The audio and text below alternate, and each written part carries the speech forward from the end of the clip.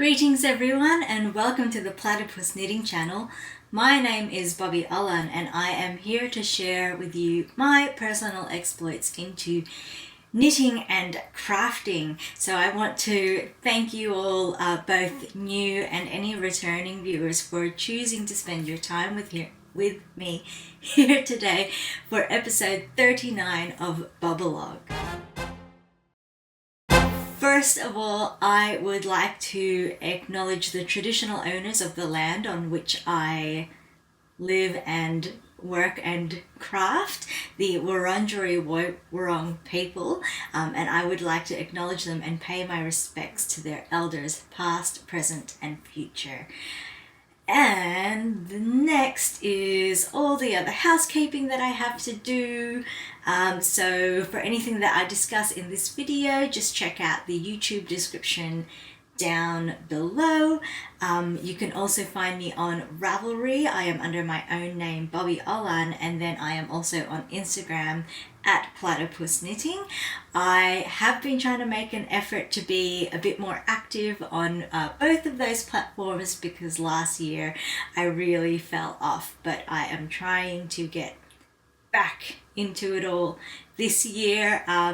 Yes, and it is currently early mid-May 2024 for any of you who are watching this in the future. So thank you for traveling back in time with me today.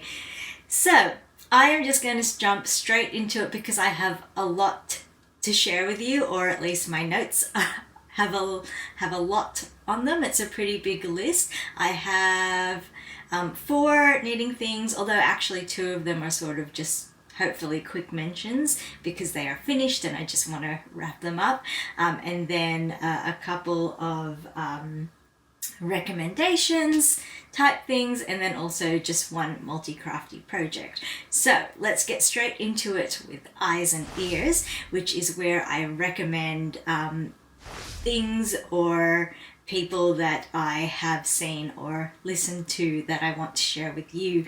The very first one is a new to me vlog or video podcast, which is Smash Knits. So that is Ash, who is another Victoria-based knitter. She is a fairly new, well, she says she's a new knitter, but she's quite prolific, so she knits a lot, and she only started her podcast, I think maybe last year, so there aren't many episodes up there, but I really enjoy watching her. She's really funny, very entertaining. I love just how she expresses herself, and all of the things that she makes are beautiful too, of course. She has one video where she organizes her stash, and I always love seeing that kind of thing because yeah, it's just so fun to see the different ways that people organize their yarns and just the things that they kind of build up in their collection. And I have been meaning to do that myself, but we'll see if I ever get around to it. The other video from her that I really want to recommend is she has a video. I don't think it's necessarily part of her podcast series, but it's just she has a couple of videos that are sort of just like separate things on specific topics, like the yarn stash one, but she has a really good one on size inclusivity. And it's not a topic that I'd ever really dived into. It's something that I'm aware of and really should be more aware of. But she sort of presented things that she'd researched and understood about that topic. And there were things that I hadn't considered.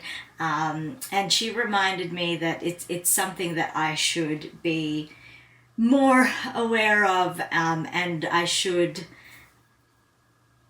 I want to make more of an effort to include that kind of information when I discuss the projects that I am working on. There was a time previously when I think I had started to do it, but it just completely like fell off my radar and I stopped. So I want to really try to include that from now on. Sadly, most of the knitting patterns, or well, all of the knitting patterns that are garments that I'm going to be discussing today aren't completely size inclusive. And yeah, I would love to follow her what do you call it? She's basically taken off all of the projects in her Ravelry queue that aren't size inclusive, even if they are available in her size. And that is something that I would love to aspire to. But as you will see from this episode, there are a couple of projects that I just... there's one, most of them I've started, but there's one in particular that I have been in love with for years and years and years. And I just have to knit it. But I really do want to try in the future to be choosing only size inclusive patterns. However, there are things like older patterns where size inclusivity was less of a thing back then. So I feel like I'm being a bit more lenient about that than she is. But yes, basically, check that out. Even if you don't watch the rest of her stuff, it's a really good video, great information, and just very, very, very highly recommended. So that is Ash of Smash Knits. And then the other eyes and ears that I want to recommend is actually a couple of tools that I bought from Lisa of Eleventyone Windmills. And one of them is one that I had actually been eyeing for a while, but every time it occurred to me to go on her online store and look for it, the particular one that I wanted was unavailable. It was only available for pre-order, so I always put it off. But then she came out with a new range of stuff and I really liked it. And since they were pre-orders as well, I figured, well, I might as well pre-order that other tool that I wanted. So I'll show you all the things that I bought. So this spinning tool here, that's the first one. That's the one that I had been wanting for a long time. So it's just got... for anyone who's not a spinner and wouldn't recognize this, all of these lines here are meant to indicate yarn thickness. So if you lay a strand of yarn over it, it can help you identify what size or what your yarn weight is. She has this one in a few different colors, and I'd always wanted this rainbow one. So that's the one that I finally went ahead and pre-ordered. Now, the new range that she came out with is, I think she calls it her Elements range, and there is another tool exactly like this. And for a while, I ummed and ahed about whether I should get this or that one, and I felt like I really couldn't justify both, but then I couldn't help myself, and I did end up getting both. So this is the second one here. I love that it is made out of wood, and it is just made so beautifully. And yeah, so I mean, at the moment I only have the one spinning wheel, which is an e-spinner, but I do plan on getting a treadle wheel sometime in the future, so I could keep one of them with one and the other one with the other tools. So yes, I absolutely love both of those. I haven't had a chance to use them yet, mainly because the spinning project that I have been working on, I wasn't really aiming for consistency, so I feel like using this isn't really going to give me an accurate sort of reading or gauge or whatever on what the size is. The other tool that I bought from her, the last one, is this little octopus here. Can you make it out? You should be able to. But this is she calls it a yarn bobbin. So the idea is that you wrap the yarn around the body there, and then there is a I should have a bit of yarn somewhere. You would think. I have yarn everywhere, and I do, but I'm trying to choose which one to show you. So, where is the end of this? So, between a couple of the octopus's tentacles here is like another groove that will hang onto the end of the yarn. And I have a couple of these types of tools from her already that I've been using as yarn keepers for my spinning, but I thought it never hurts to have more, and I love this octopus design. I think it is just fabulous and adorable, so I have added that to my collection too. And yeah, if you've been watching me for a while, you'll be aware that I really love Lisa's designs and all of her tools and things, so I'm really happy about that. I'm really excited about that. While I'm talking about her, actually, I will just mention, in the previous episode I talked about how excited I was for the advent that she has planning for the end of this year, and I'd set an alarm for that one for when she was making it live, and I got it straight away. I got the Notions Advent and the Yarn Advent, but the other thing that I wanted to mention, which I think I'd been aware of before, but had forgotten about it. Anyway, I didn't need to use it, but she also had options for each of those advents that was like a payment plan option, so that you didn't have to pay the whole amount up front, which I thought was just fabulous because they are a fair bit of money. Definitely worth that amount of money, but for people who need a bit of financial assistance, I thought that that was fantastic that she was offering a way for everyone to be able to afford her advents. So Lisa, as usual, you are a wonderful and brilliant person and creator, so thank you so much for all that you do. That's it for eyes and ears. I will jump into handy dandy. First up will be the one that I am wearing. So this is Mina's Tuxedo Vest by Wendy Bernard. It's in a book called Custom Knits, which was published in 2008.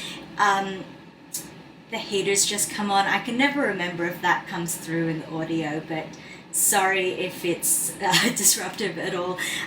So unfortunately, this pattern is not size inclusive. So its size range is from 30¼ inches to 50¼ inches, or 77 to 127 centimeters finished garment circumference. So well below the maximum ranges for a size inclusive pattern, which is unfortunate, but I am really happy with mine. I am lucky enough to be within one of the more standard ranges. So yeah, I went for this pattern didn't have an ease recommendation from what I recall, but I went for about 6 centimeters of positive ease on mine, and I think that fit turned out really well.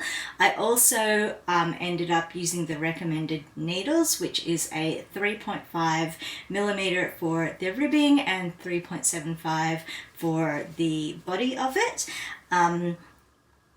Yeah, so I am really happy with how it turned out.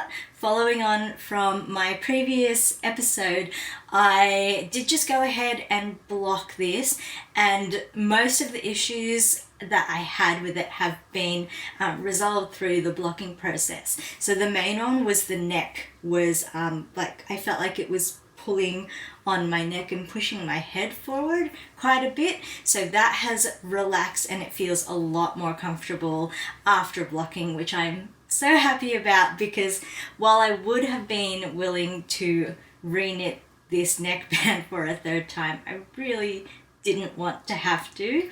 So I'm super, super happy about that. The front lapels do tend to still flick inwards a lot, so I feel like I'm very conscious of always making sure they're smoothed open. There is a bit of bunching here under the underarms, and the back of it is just a little bit bunchy still, but not too much. And those are more just things like, that's an issue that I have to resolve by just learning more about like my body shape and how to make adjustments to fit my body shape. And I do have a class on that from Craftsy that I bought ages ago and just never got around to watching, so I really need to get onto that. I am just gonna pop on a stool for a sec so that you can get a better look of how it is fitting now that it has been blocked and I have attached the buttons. Let's see if this works. Oh. So there are my moon buttons, which I absolutely love. Because of the shape of them, they are a little bit fiddly to undo and do up, but not difficult really. It's just you've got to do one side then the other. Yep. So one.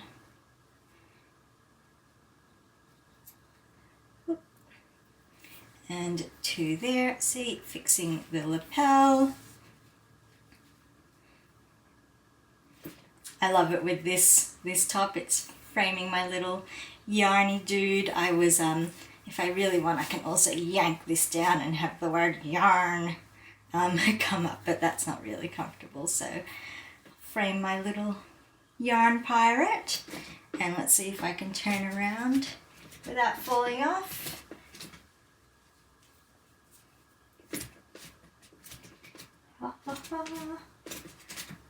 There. Yeah, so that is that one, and I'm super happy with it. Let me just get my stool away. And is there anything else that I wanted to say? Yeah, this was knit using Cleckheaton Country 8-ply, which was so lovely to work with. The yarn was super plump and just springy and bouncy and really beautiful. So very, very happy with that yarn and with how this has turned out. I think it's a really versatile pattern.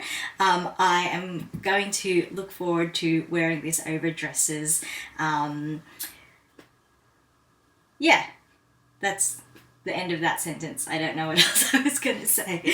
Anyway, so yes, so that is that one. Moving on to the next pattern, I will just mention super briefly that I gifted the Bear Illusion blanket by Steve Plummer to my friend last week, and I got the best reaction I feel like I've ever gotten from gifting a knitted item. She was completely blown away with it, and she kept on like, you know, adjusting her view of it so she could see how the image would appear and disappear, and she was just so amazed and in awe.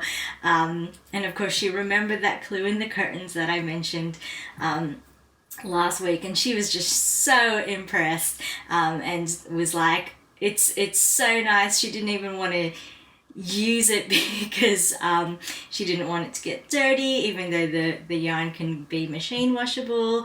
And she did say that she expects her children to keep the things that I have knitted for them as heirlooms to pass down for generations to come. And she was just so pleased, which made me so happy, and I can't wait to knit something else for her. She just has to choose a colour for the jumper that I have planned.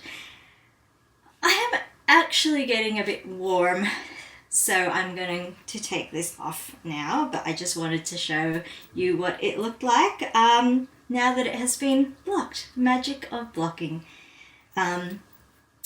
Yeah, that's all I have to say about the Bear Illusion blanket. Yes. Next up is Haskins by Veronica Avery. And oh gosh, where have I put the original that I knit? So okay, so first up, while I figure that out, is this pattern was published in, looking at my notes, in 2020. Again, sadly not size inclusive. It goes up to 63 inches or 160 centimeters finished circumference, but it recommends 4 to 6 inches or 10 to 15 centimeters of positive ease. So I guess actually it comes pretty close. Like if you're happy to just have a little bit less positive ease, if you needed to knit a 60-inch circumference and you just did the biggest size, you'd get pretty close to actually. So it's probably the most size inclusive pattern that the most size inclusive garment pattern that I am discussing today. But yeah, anyway, so what I am showing you. So originally, what I have shown you before is this, which I had knit last year and then didn't touch for almost a year again. And for this one, I hadn't swatched and I had just cast on using the recommended needles and I just went for it.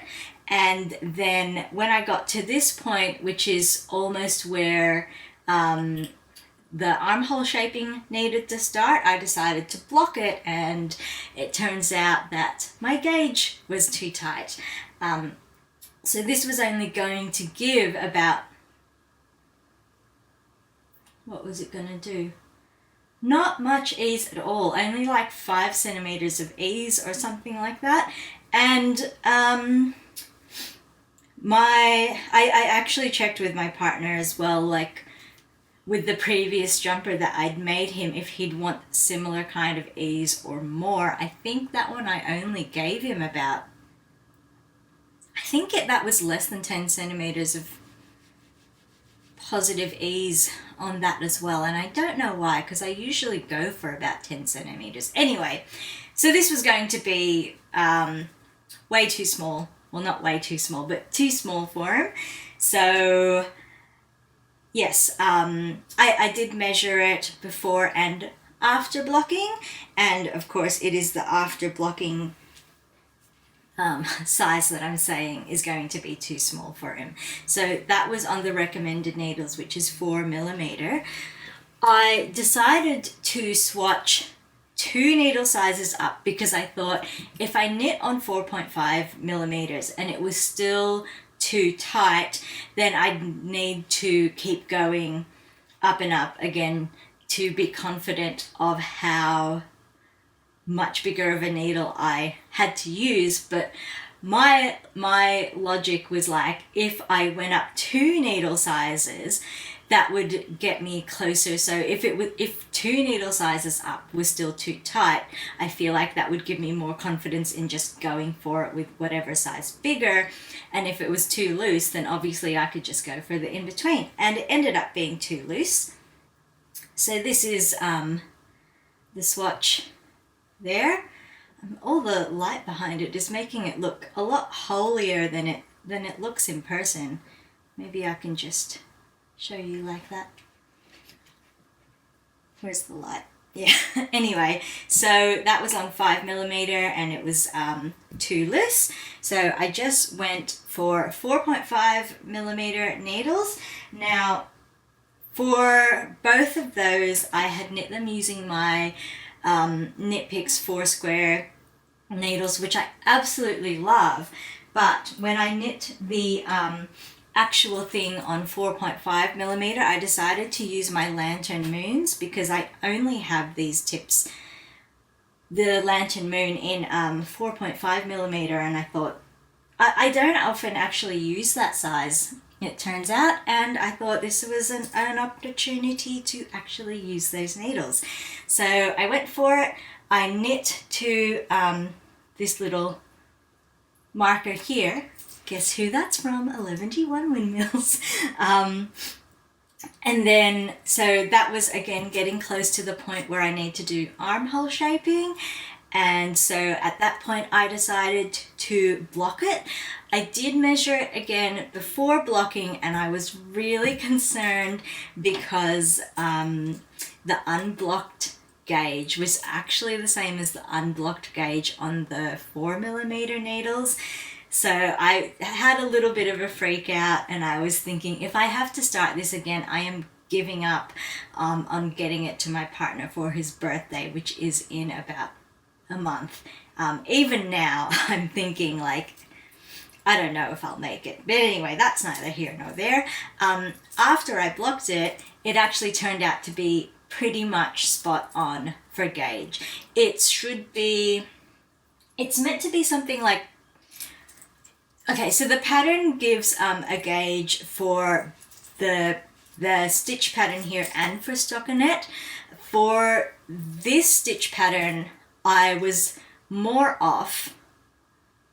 Like it wasn't exact, but the stockinette gauge was really, really close. So I think the recommended was 21 stitches in 10 centimeters, and I was like 21.5 centimeters. So I think that's totally fine. I am doing the same size as I was previously, which would give 20 centimeters of positive ease, but because my gauge is a little bit tight, it's going to be somewhere in between 10 to 20 centimeters of positive ease, which I think is going to be perfect. And oh, you can see here again some more Eleventyone Windmills stitch markers. Can you? Anyway, yeah, so I'm really happy with how this is turning out. I'm really happy with how the fabric looks and feels, the lovely drape that it has.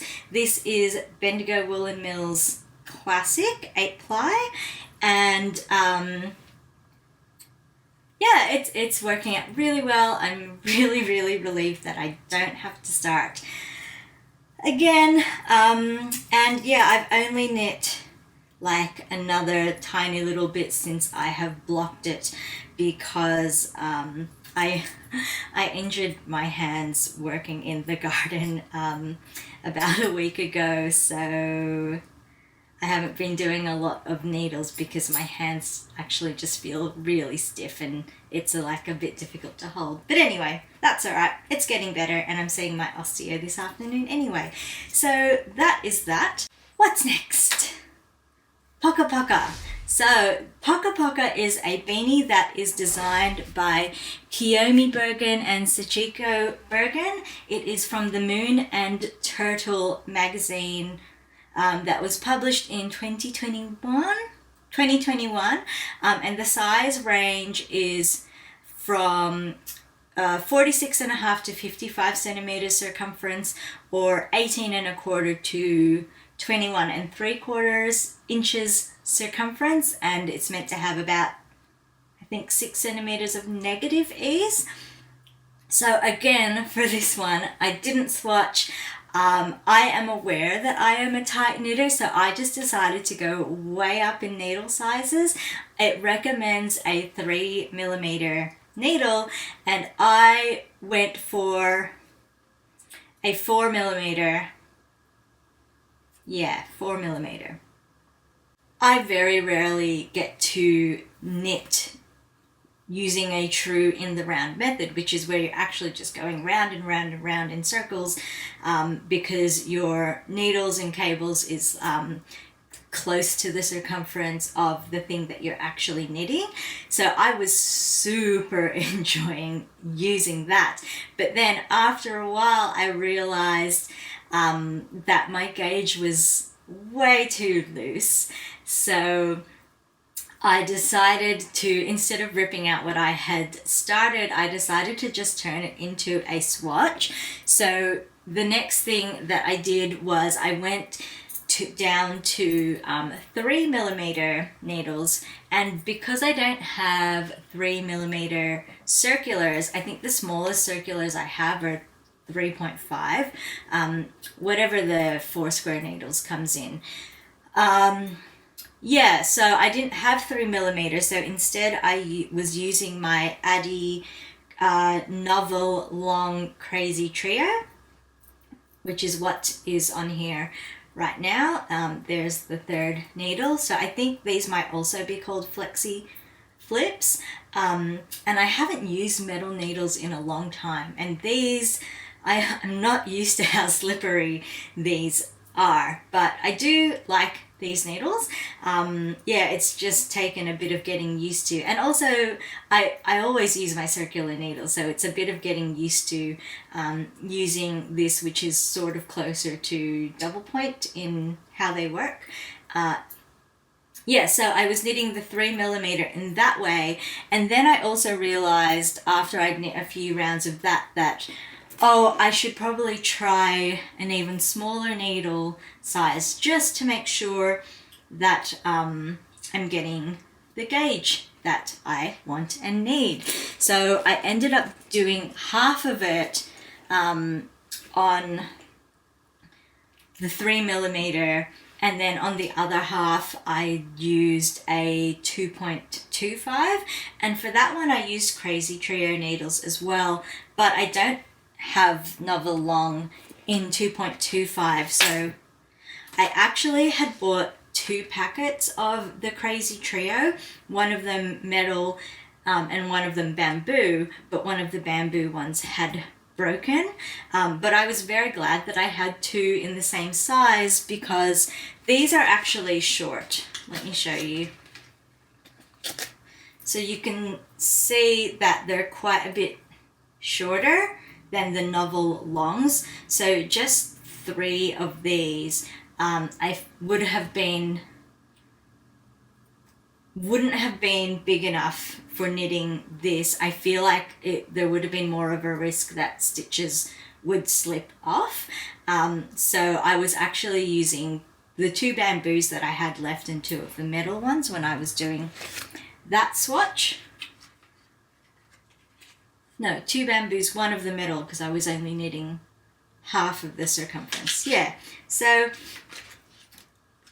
yeah, so I did that. I didn't make the swatch very long, but this is it here. You can see how much it's flared out from going from really big needles to the smaller and smaller needles. And I don't know if you can tell, but I've got these pearl rows in to mark when I switched needle sizes.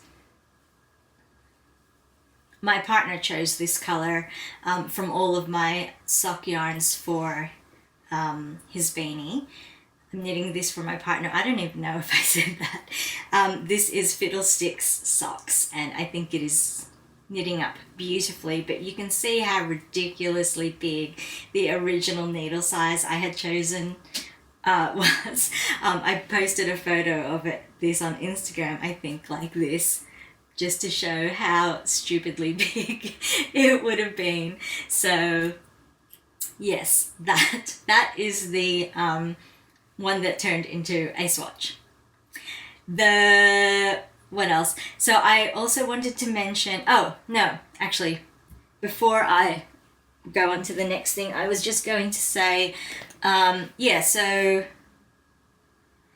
I started doing this as a swatch, when I first went to the 3mm needles, I initially went to do traveling loop instead of in the round. I was going to do traveling loop on my Leica circular needles, but I only had those in a really long size, so the loop would have been really long, and I felt like I often do traveling loop and I don't mind it. I quite like it. I think it's like the next best thing usually to just being able to knit fully in the round, but because the loop was so long, I thought that was kind of annoying, so which is why I was very happy that I happened to have the Crazy Trios in the right needle size. But yes, anyway, it ended up being the 3mm size that got me gauge, and that's actually what was recommended in the pattern. So it kind of just amused me that for the Haskins, I started with the recommended needle size and just assumed it would be right, and it was wrong. And with this one, I assumed I'd be too tight and went up needles, and then it turned out that the recommended size was actually right. So isn't it funny how these things work out? Anyway, always swatch. What else did I want to say about this? Cast on. The pattern recommends a crochet provisional cast on, because this hat is it's similar to the extremely popular Musselburgh hat in that at the end of it you've kind of got like one big long thing and then one half of it goes into the other, so you have like a double layer beanie. This one, the pattern recommends knitting one half in your fingering weight yarn and the other half in a mohair, which I think looks wonderful, and I really want to do one, but my partner didn't want that. So I am just knitting both halves in that same yarn.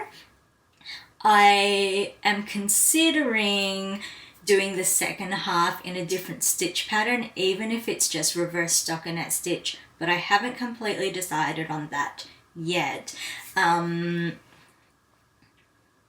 Yeah, part of me feels like it'd be a bit odd to knit it as reverse stockinette, because then it's like, I mean, I know I'm still getting the double layers, but I'd be getting the same sort of like effect as if it was just a single layer, in that when you fold over the brim, you're seeing reverse stockinette, which is what you'd get if you weren't knitting a double layer hat. So I haven't completely decided on that yet.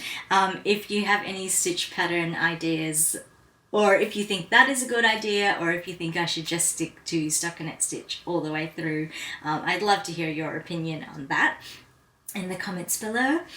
But I'm just going to have a quick drink.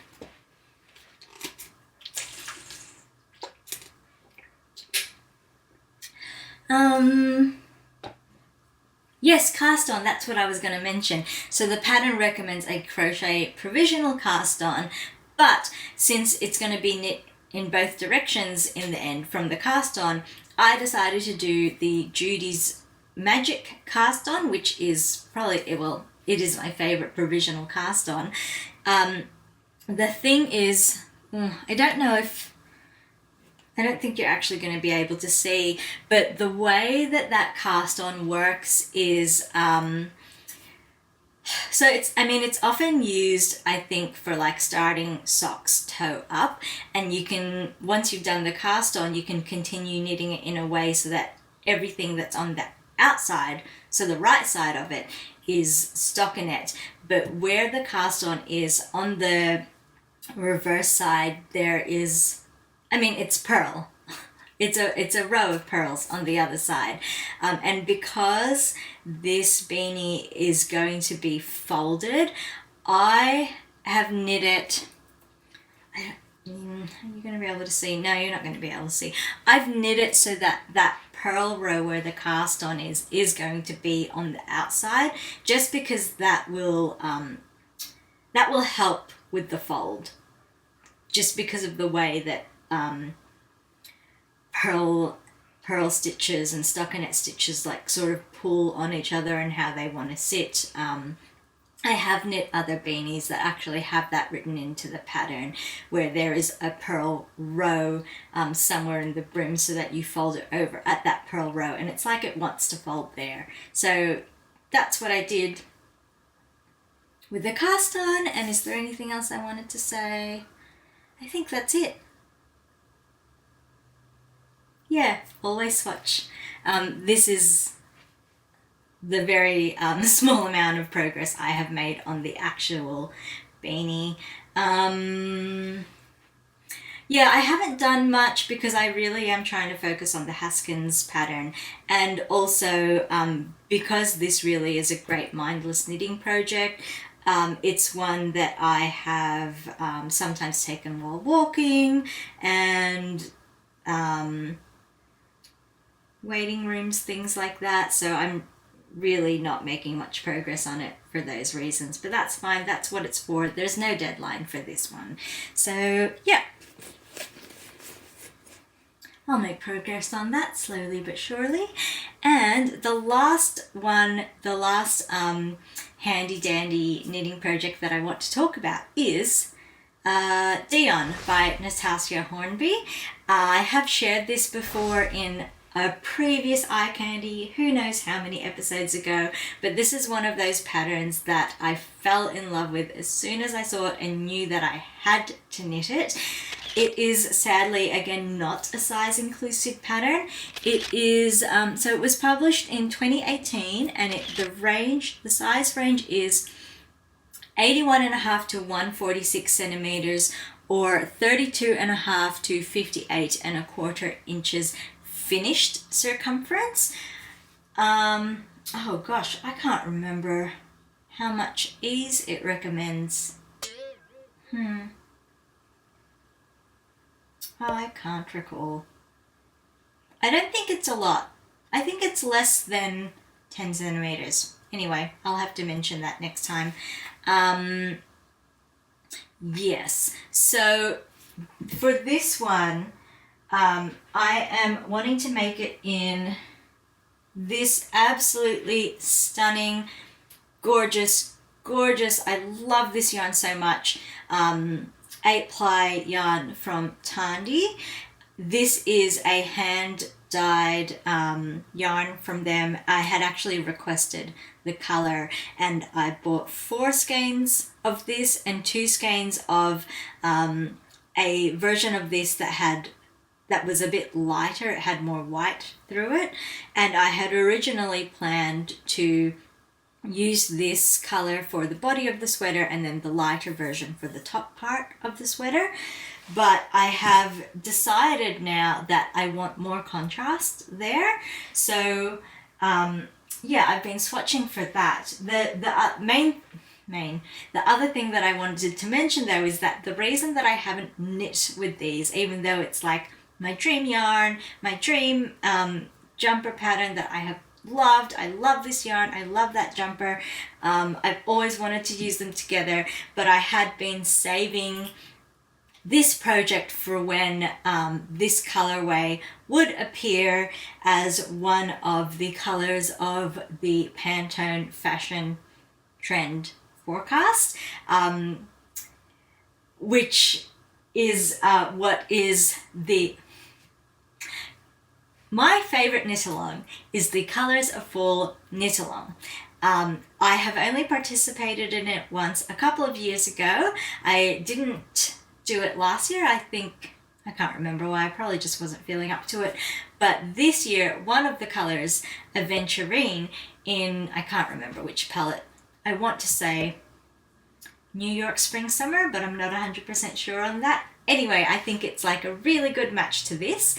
So I had been saving this yarn and pattern combo for when it would be eligible for the Colors of Fall knit along, and that is this year. And that actually starts the day after my partner's birthday. So my goal is to finish Haskins for his birthday and be ready to cast this on day 1 of that knit along. Whew, okay, yes. So I want to do a completely different color for the top part of the sweater. So I started swatching. This is my first swatch here. Sorry, everything is still attached because I have a great dislike for cutting yarn if I can get away with not doing it. But oh my gosh, this color is so beautiful. I cannot think of another instance where I have been knitting and seriously every stitch I just keep being like amazed by how stunning and beautiful this color is. It's so me. I love it so much. It's so pretty. I just like every stitch I was like, oh, you're so beautiful. And this yarn is just like so soft and squishy and just smooth. It felt like it was just gliding through my fingers. I absolutely loved working with it, but I should stop raving about it and talk about the other things I'm using in this swatch. So I started with Bendigo Woolen Mills Rustic, which is a discontinued yarn, unfortunately.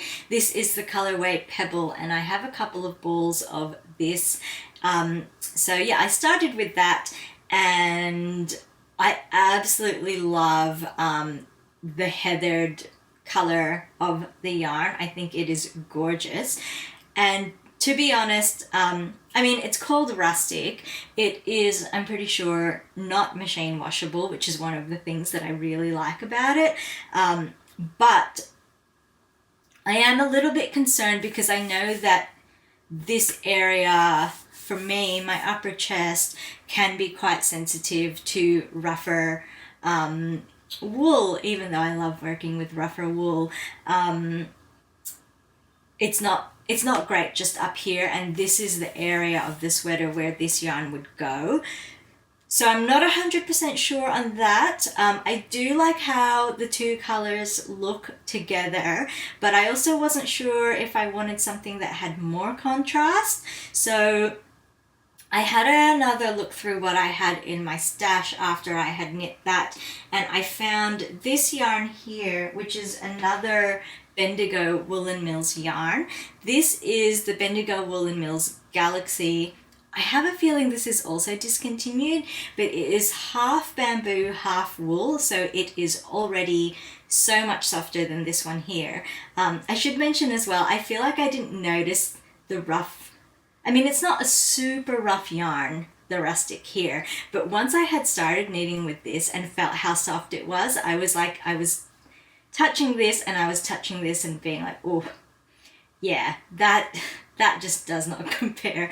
I mean, it's not trying to, but it just cannot compare to how soft this yarn is. And that's what really made me start thinking about whether I could stand to have this for that part of the sweater up here. So ideally I would not buy more yarn for this. So this is all I have left of the Galaxy yarn, which I'm hoping, which should be enough really.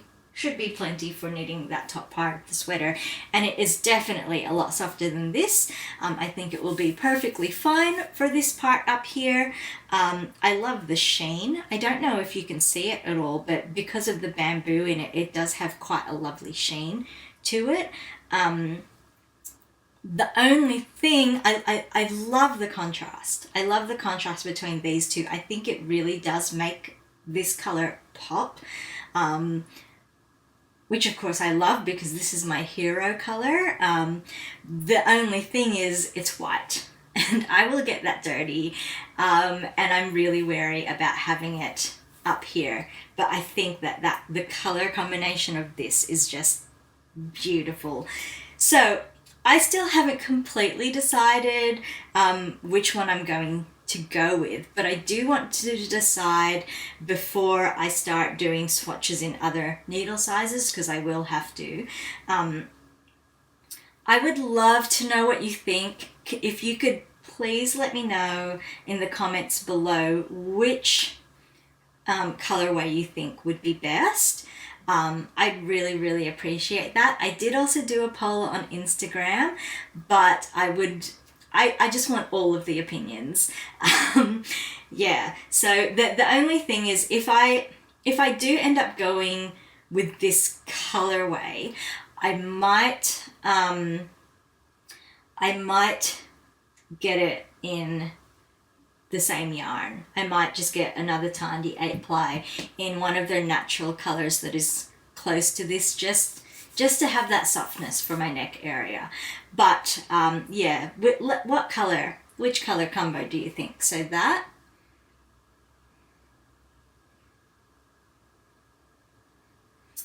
or that?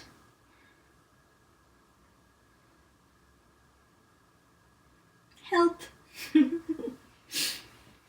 Yeah, I love how this feels and looks, but it's white. I also think this is gorgeous, but it's rough. So let me know what you think. And was there anything else that I had to say about that one? I think that's it. And that is it for the knitting. So for those of you who aren't really interested in my Multicrafty content, thank you for sticking around for this long, and I'll see you next time. For those of you who don't mind listening to me babble on about my other crafts, then we have arrived at Multicrafty, and I am only going to be talking about spinning today. So I have finished that big project that I have been talking about out of the blanket roving. I should actually pull it out and show you. One sec.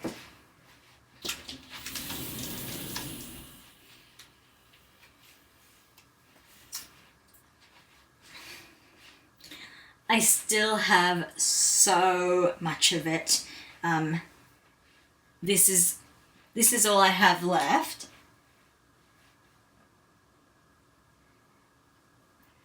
I just didn't love it in a blanket for myself, but I had all of this extra, so I tried using it for spinning, but it was intended to be roving for making chunky blankets, so it's not the best quality. I'm pretty sure it's Australian merino, but I bought it off Alibaba. Yeah, so I'll just put it down for now. Yeah, so that's what I was using to spin. I spun up 3 very full bobbins that had about 300 grams of fiber each, and for one of them I had sort of blended in some chunks of that same fiber that I had naturally dyed. I have talked about all of this before, so I'll try not to babble on about it too much, but then I have since finished applying it. I have soaked it and snapped it, and I have let it dry, and I have wound it into balls. So I plied it, then I hand wound it onto my niddy noddy, and then from there I counted how many wraps I got, and then weighed them to give myself a general idea of what yarn weight they are, and they were mostly sitting at a sport weight. A couple were verging onto DK, and one was outright fingering. I think there was one that was sport weight leaning towards fingering, but there is one that is actually just full-on fingering, so I made notes on all of that. And then I soaked it and snapped it, and then once it was dry I put it on my Swift and I wound it onto my ball winder. Because I was trying to get big skeins, I was filling up the bobbins as much as I could, both when I spun the singles and when I applied the yarn. I will not be doing that again because they were actually too big for my ball winder, and I wound them into tighter balls than I really would have liked to do, just to try to get them to fit onto the ball winder. So yes, I won't be doing that again.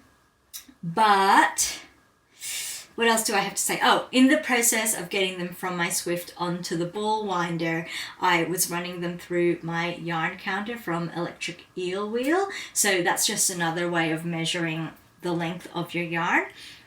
And then again, I weighed them and calculated the grist so that I would know what yarn weight that I have, and the results were pretty much the same. They're mostly sport weight, one verging on fingering, a couple verging on DK, and then one that was outright fingering. So let me just show you what they are, but before that, is there anything else I want to say? My singles were mostly overspun because I thought that was how you get 3-ply yarn. Towards the end of spinning the singles, I finally went ahead and purchased Yarnitecture, which was just fantastic. It gave me so much confidence, gave me all these extra little insights into spinning that I didn't have before, reminded me of some things that I had heard or learned about and forgotten, and I do feel like my later singles were better because of that and not quite so overplied, but most of them are overplied, so the yarn is a little bit on the wiry side. I aimed for an overplied yarn, but I do think I could have overplied them more than I did, just to get a bit of a nicer, plumper result. But I'm still pretty happy considering how little I think of the quality of the roving I started off with. I'm pretty happy with the yarn that I ended up with, but who knows if I'll ever actually turn it into something. And the only other thing that I really wanted to mention is, a couple of things. When I was winding it onto the niddy noddy, I had it on a yarn butler. I had the bobbins on a yarn butler on one end of the room, and I was standing way on the other end of the room when I was winding, just so that with the yarn strung all the way across the room, I was hoping that length was going to help redistribute the twist a bit, which is also what snapping does. Oh, and I mentioned a while ago that I was using a hand salve whenever I was spinning, just so that my hands wouldn't get too dry. I just wanted to mention that I actually stopped doing that pretty quickly because I actually looked at what the hand salve does. It's more recommended for gardening. It's meant to be like a coating over your hands so that you're not getting dirt really ingrained into your hands. And I was realizing that when I was spinning with them, it was kind of because it was just sitting on the surface of my skin mainly, it was more like coming off onto the fiber, which I didn't want. So I have stopped using that. I hope none of you are taking anything I say about spinning as advice anyway, but in case anyone is, I do not recommend using a salve. I have gone back to just using moisturizer, and one day I plan to buy either a lanolin based moisturizer or a lanolin something just to use when I'm spinning. Okay, let me show you the yarn. This is the main 4 that I got out of spinning. So these are the ones that are most similar to each other. They have the same combination of yarn, of singles in them.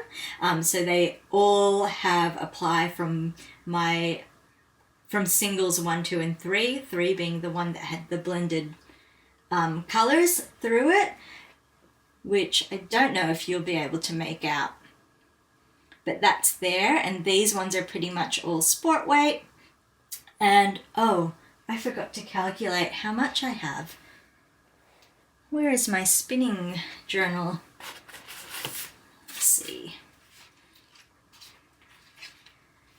Let's see. I have about, let's say about 2,000 meters. Wow, plenty.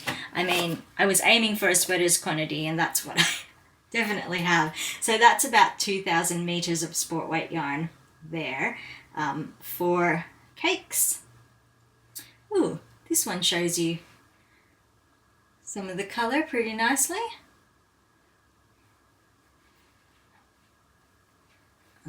Yep. And then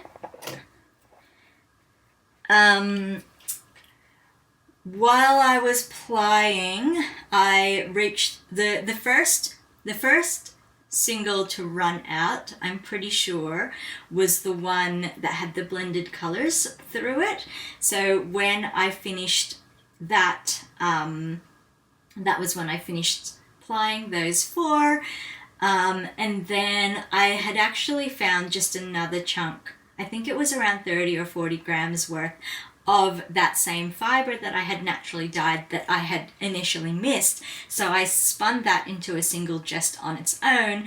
And once I had done that and let it rest, I applied that with what I had left of the original singles. So because that one was purely just color without being blended with the original fiber, it has a lot more of the color through it, and it is much more marled, and you can see some of my extreme inconsistency there.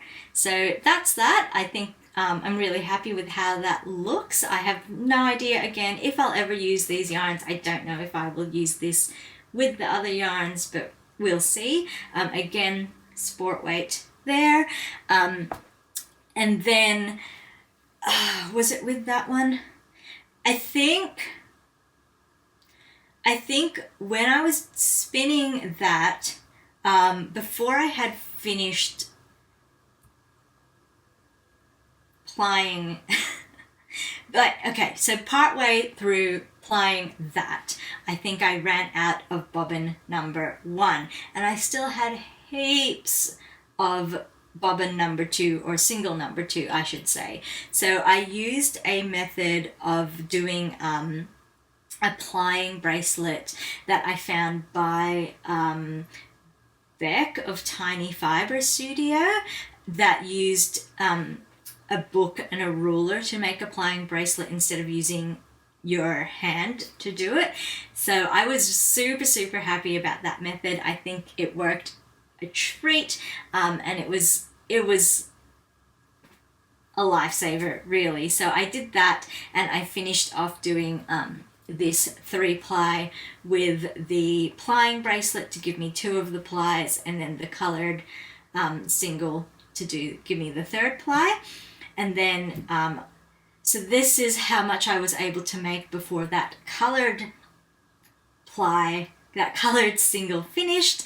And then I had also found some of again the same fiber that I had dyed black using an acid dye. So when I finished this color, the colored one of this, I spun purely that black chunk. I think it was only about 10 grams or so. I spun that into a single, and then again I used the plying bracelet with that black single to make a yarn. This is probably my favorite one, and it is also the one that ended up a fingering weight. I think it is also the most consistent one that I have, and I am just so hide my face. I'm so happy with how that turns out, and I do want to find something to use this for because I love it. And then, if you will believe it, I still had a chunk of that plying bracelet left. So what I did was, I had sitting here for a while a couple of little bits of yarn, singles that I had that I had spun on my Turkish spindle. And for those ones, I had tried to shred up like just a little bit of denim from some old worn out jeans, because I wanted to see if I could blend them into some fiber to make like a tweed. I think that one I had borrowed I had gone to my local guild to use the drum carder, and I had used the drum carder to blend those scrappy bits of denim into some of that fiber. So I used those as the 3rd single to use up with the rest of the plying bracelet. And then eventually when the plying bracelet ran out, which was pretty close to the end of the 2 balls that I had there, I just turned the last little bit of the neppy single into a plying bracelet, and I just 2-plied that. It was pretty chunky, so I feel like it's pretty similar weight to the 3-ply, but that is this here. It didn't turn out great, but I'm still happy with it. It was an experiment, so I think it turned out pretty well. And also with these ones, because I wasn't then worried about making having the plies match each other, I did overspin these ones more than I had I overplied these ones more than I had overplied those original yarns of handspun. So yeah, so they have a lot more twist through them, and again, I'm really happy with how they've turned out, and I'm really excited to move on to my next spinning project. I haven't quite decided what that will be, but I have a fleece and I have some roving already in my stash that I can use, so I will try to resist buying any more fiber. That is all that I have to say. I'm going to stop there, cut myself off there before I keep on babbling on, because I have been talking for over an hour and I should let you go. But as usual, I want to finish off with a heartful of craft, and the thing that I want to express gratitude for in this episode is the ability to travel overseas again. This has been possible for quite a while now, but I am grateful for this because I am actually about to go on my first overseas trip for years and years and years. Obviously, since before COVID, I can't even remember the last time I went overseas and where I went. yeah, I don't know, but I'm really excited to be going. I'm going to be going to Japan for about 10 days, and I have made a list of a whole bunch of yarn stores, but also some stationery stores to hit up, and also I'm trying not to, well, my partner and I are trying not to overplan it too much. We've made a list of places we'd like to go, and things that we'd like to see, but we also want to be able to just wander around and explore and enjoy ourselves that way. So yeah, so that's coming up and I'm really excited. I would like to film some stuff while I'm there to share with you, but it's, you know, like when I go to yarn events and stuff, I generally don't do that because really I want to get the full experience for myself. So I'm not the best vlogger in that sense, but I'll try to get some snippets for you when I remember. Yeah, but I'm really looking forward to that and very grateful to that. And that is it for this nice and long episode of Bobolog. If you are still with me, thank you so much for coming along for the ride. I'm so grateful that you've spent all of this time with me today, whenever today is for you. And yeah, I hope that you are all finding time for crafting, for self-care, for family and friends, and are just generally doing well. That's it. I guess I'll see you next time. Fare thee well.